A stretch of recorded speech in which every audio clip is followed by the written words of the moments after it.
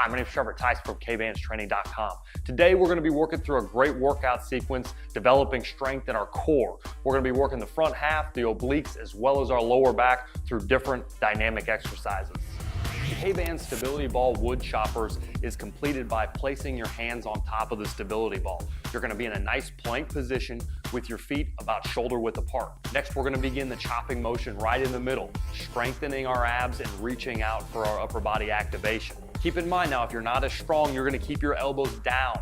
You're not going to go quite as far out, but if you're more advanced, then go ahead and take those elbows up as far above your ears as you can. This is going to give us good activation, but the key here is to focus on our hips. If you can't keep your hips rolled underneath with a nice flat back, all you're doing is putting more pressure on your lower back. So make sure you have your hips tilted, and as you rock your hands out, you can keep that squeeze as far as you can reach.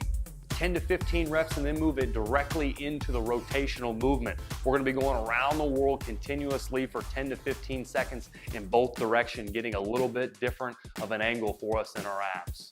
Your abs will recover quickly, so take a short break of about 30 seconds and jump right back in. We've got 5 sets of the chops and around the worlds before moving on. The lemon squeezer with the Victory Ropes is very challenging.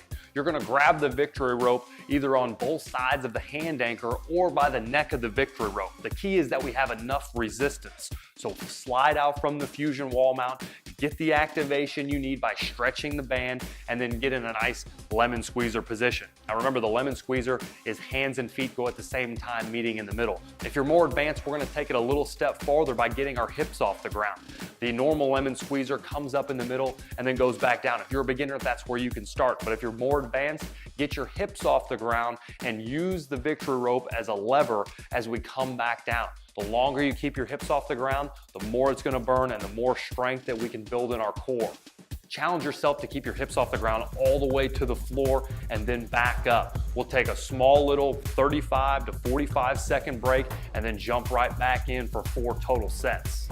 For the reverse lunge press, we're going to need a lighter ballistic band. We're going to step on that with our front leg and we're going to work back into a reverse lunge. Your hands should stay chambered now by your shoulder, because when we step forward, we're then going to accelerate our arm up. Remember, to become a better, more efficient moving body, we've got to utilize our joints to make our smaller limbs move efficiently. So we're going to utilize our legs to accelerate our hand up. That's the key. So we reverse lunge, take that band, accelerate it up with our legs. That's the key. Use the momentum from the bottom up.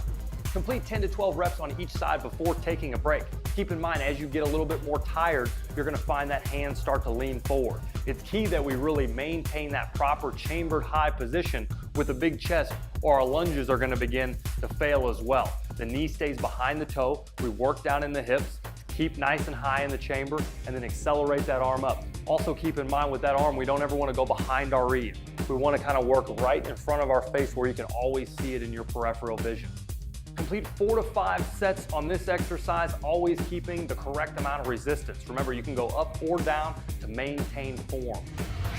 The KB Duo Suspended Challenger sequence is really going to push our upper body. We're going to get our legs in the foot cradles, slide your handles off to the side, put your feet in and get in a nice planked position with your hips slightly up. We never want to have that hyperextended position. We want to roll our hips under, start in that flat back position. The first thing we're going to do is the atomic push-up. You're going to drop down into your chest, push yourself up with a good push-up position, and then drive your knees in all simultaneously.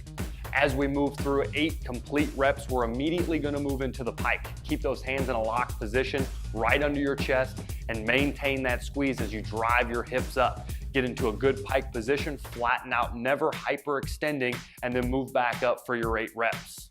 Immediately after the pike, we're going to move right into the knee up. Continue for those 8 reps, driving your knees in and really squeezing your abs. And finally, finish up the sequence with a mountain climber. Continually race your legs back and forth, challenging your hip flexors and your core.